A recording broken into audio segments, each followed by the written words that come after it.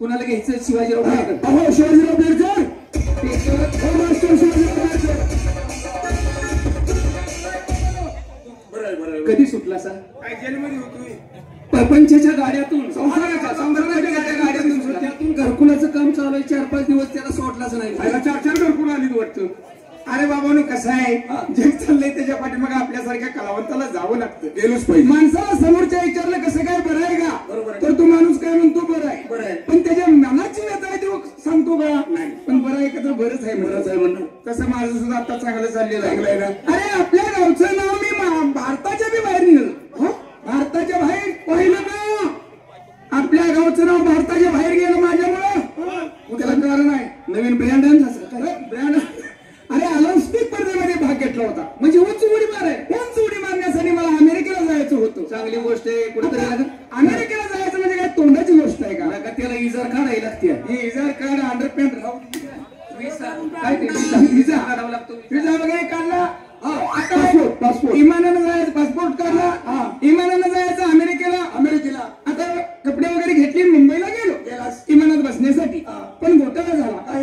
इमान उद्या उडणार तर मी आजच मुंबईत. म्हणजे विमानाच्या अगोदरच तू उडलास. म्हणजे मुंबईत गेलो.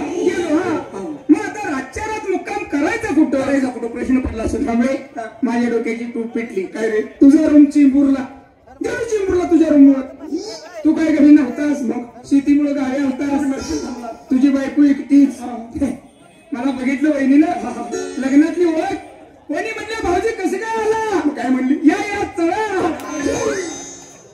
चढा रूमच्या पायऱ्या मग गेलो.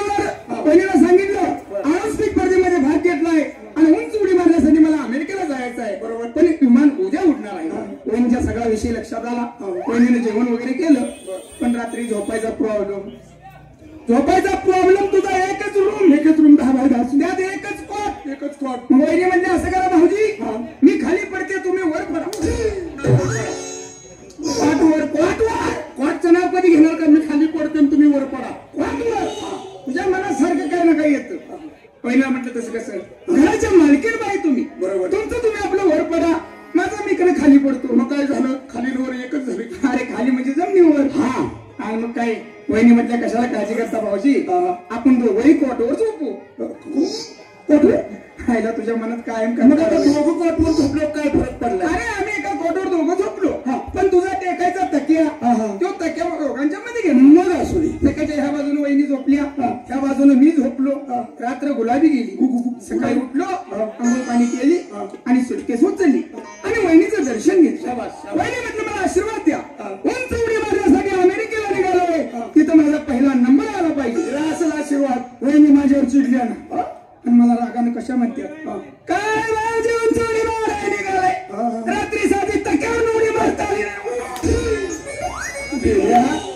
घरी गेलो कशी माझ्या तक्यावर उडी मारायला. असली तुझी बायको माणुसकीची बरं काय. कुणी बी जाऊ दे कुणाला नाही म्हणत नाही. चहा पाणी नाश्ता वगैरे नाव घे की का नाही माणुसकीची कुणाला नाही म्हणत नाही. प्रभाकर मामा शिंदेवाडीकर यांना बोलावून घेऊया आणि कुठेतरी फिरायचं जाऊया. अरे फिरायला जायचं त्यासाठी पैसेवान माणूस. हो तुमच्याकडे तर गु खाया पैसा नाही. फुकट मिळतो तुला पाहिजे का नाश्त्याला. तुला वाळायला लागतो का. नाही तो वाला आपला पैसेवान माणूस. पैसेवाला माणूस. अरे बाबा रात्री मी बघितलं असं पिशवी काढून पैसे मोजत होता. तरी म्हणून तुझ्या म्हातारीनं चिल्लर कशी काय केली. माझ्या म्हातारीकडे चिल्लर लागते. मग काय चला. अरे बाबा पैसेवान माणूस आहे. पैशाशिवाय किंमत नाही. ताबडतोब आवाज द्या. हो